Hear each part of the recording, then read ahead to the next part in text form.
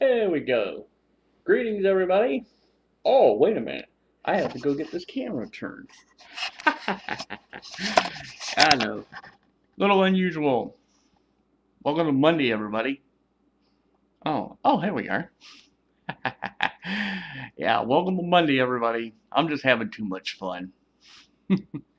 Yeah, partly because, the Redskins winning, Dallas getting their asses beat by Detroit. It's loads of fun. I'll get my camera going this way. I just thought I'd try something a little different for a change. Give you my happy, shiny face, because normally they just see me in a fixed position. I just figured, hell, I'll try something entirely different for once. So, okay, first couple of minutes of this video is going to be, just me having a little bit of fun. Within reason. There we go. Oh, back. I can't do. Oh, wait a minute. There we go. No, don't want my ear. Balance camera. Hold it. There you go. There we go. Now we're showing the American League Division Series there. It's Texas, Tampa. They're playing there in the Dome. Dome? What am I saying? Tropicana, thank you. Tropicana Field. I got that right. Okay. Enough of that. That's too much fun. Alright. Turn my camera here, show you my Redskins throw on my couch. Like I said, Rex Grossman finds new and novel ways to just try to fuck this up. But guess what? Our defense wouldn't let him fuck it up. So, here we are. Yeah, this is why I have the camera in the stationary position. Because I can't get this shit done. Alright, I'll try to keep talking while I put my camera back where I'm supposed to put it. Alright, loads of fun. Let's see if this is going to work. I move, and let me get this figure, and okay, now I got it going. I can't help it. This is just too much goddamn fun. Yeah, well, okay. Hey, you got an equal here. Oops. Hey. There we go. Oh, no. Sorry, gang. I know, this is what they call technical difficulties. It's called moving the camera. It's called moving the wire. God damn you. It's called move the wire. Alright. Oh, well, anyway. Also known as my UVA sweatshirt here. Because they won barely. How that thing went overtime. A mystery even in and of itself. Oh, well. Anyway. So, that was fun for the college football aspect. UVA wins barely in overtime. Virginia Tech gets their ass kicked. Well, hey, life is good. I mentioned earlier Detroit doing the job and actually coming back in the fourth quarter, late in the third and the entire fourth quarter, coming back and kicked Dallas's ass. It was like 34-30, but I said, here's the deal. It's like Dallas was up 27-3 in the third quarter, and the Lions go 31-3 to pull this off. And Tony Romo helped them out.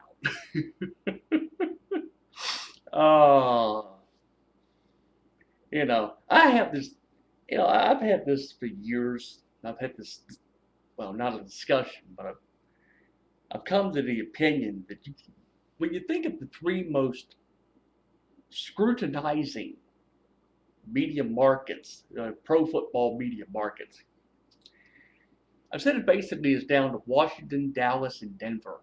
Now, you have to understand, you take New York out of this whole equation because that's a whole creature in and of itself. Same thing for LA, same thing for Chicago, because you have pro sports teams. But I'm talking about football. Really what you have is, you would have a top five. Philly is like fifth on this, because they go crazy. Chicago would be like number 4 on the list. Somehow Philly might beat out Chicago, I don't know. But you get to the top 3, and it's Washington, Dallas, Denver. That's 1A, 1B, 1C. Depending where you live, you figure out 1A, or which is 1B and which is 1C. Now, when I say scrutinizing, I mean, and really you can say over scrutinize markets. It's because you look at it's because of how you see print, broadcast, and online media, and now you factor in blogging and text messaging, and you wind up with, thank you, you wind up with, yeah, move that fucking camera. And you see how the Redskins are scrutinized here in this area. But you get people in Dallas who will say the same thing about the Cowboys. You get people in Denver who say the same thing about the Broncos. That's why I say it's 1A, 1B, 1C. Yeah, 1A, 1B, 1C. Thank you very much. I got it right. Get my fingers working.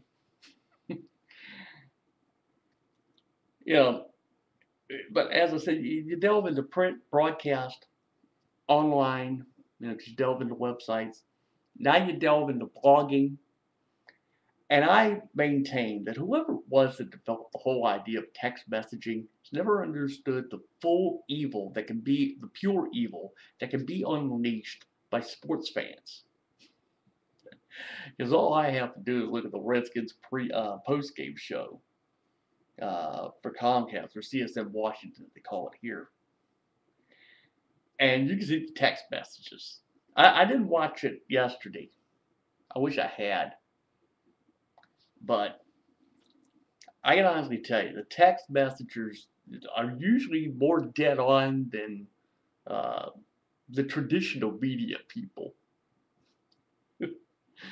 Oh, it's so much fun. But they figured, hey, we got a right to complain. We have a right to bitch.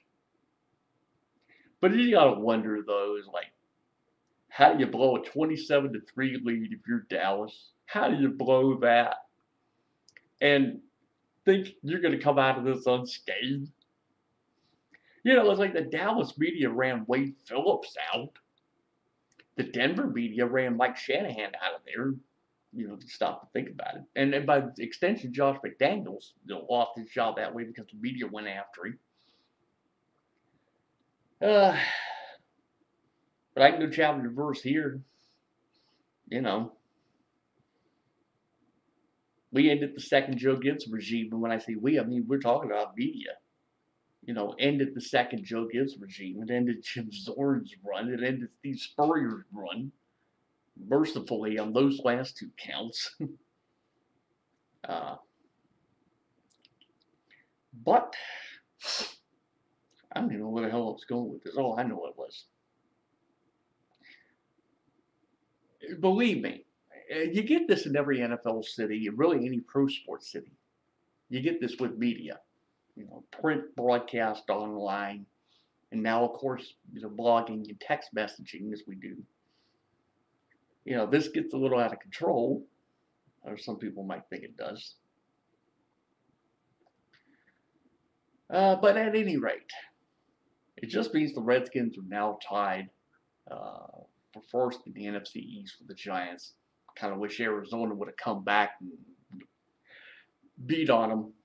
By the way, while I'm thinking on that Arizona game, we've all seen the play.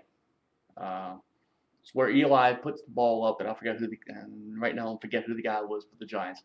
He runs, he stumbles now. You clearly see this. He stumbles, goes to the ground, gets up off the ground, leaves the ball on.